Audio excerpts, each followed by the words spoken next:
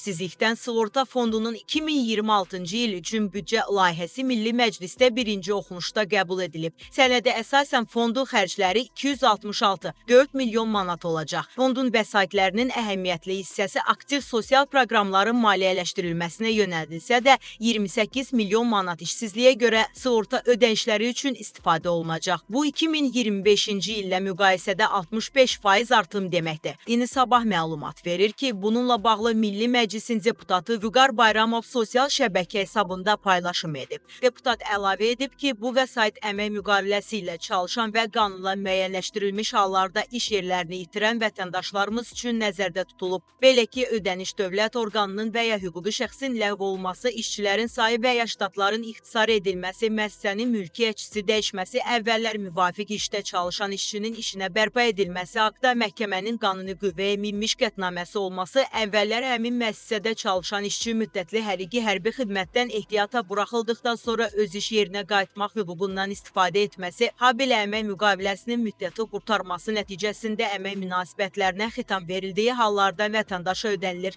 Vüqar Bayramov əlavə edib ki, sığorta ödənişi almaq hüququ əldə etmiş şəxs ilkin mərhələdə Əmək və Əhalinin Sosial Müdafiəsi Nazirliyinin tabeliyində Dövlət Məşğulluq Agentliyinin yerli qurumları və ya dost mərkəzlərində işsiz şəxs kimi qeydiyyata alınmalıdır. Bundan sonra şəxs sığorta ödənişi almaq üçün ərizə və ərizəyə əlavə edilməli olan sənədləri təqdim edir və sığorta ödənişi təyin olunur. Müraciət edən şəxsin əmək müqaviləsinin müddətinin qurtarmasına görə işdən azad edilirsə, işsizliyin başlamasından əvvəlki ardıcıl gələn 36 təqvim ay ərzində müddətli əmək müqaviləsi üzrə 24 aydan hüquqi şəxs ləğv edildikdə və işçilərin sayı və ya ştatları ixtisar edildikdə, müəssisənin mülkiyyətçisinin dəyişməsi və digər hallar ilə əlaqədar hallarda işdən azad olunarsa, işsizliyin başlamasından öncəki 24 təqvim ay ərzində 12 təqvim ayından çox sığorta stajına malik olması əsas tələblərdəndir. Ödəniş sığorta stajından asılı olmayaraq itirilmiş orta aylıq əmək haqqının 50% məbləğində hesablanır. Həmin məbləğ əvvəlki ildə ölkə üzrə orta aylıq əmək haqqı məbləğindən çox və minimum sığorta ödənişi məbləğindən az ola bilməz. Sığorta ödənişinə əlavənin məbləği hər uşağa görə 5% artırılır. Deməli, qeyd olunan hallarda iş yerlərini itirən vətəndaşlarımız ərizə ilə müraciət edərək işsizlər üçün nəzərdə tutulan vəsaiti ala bilərlər.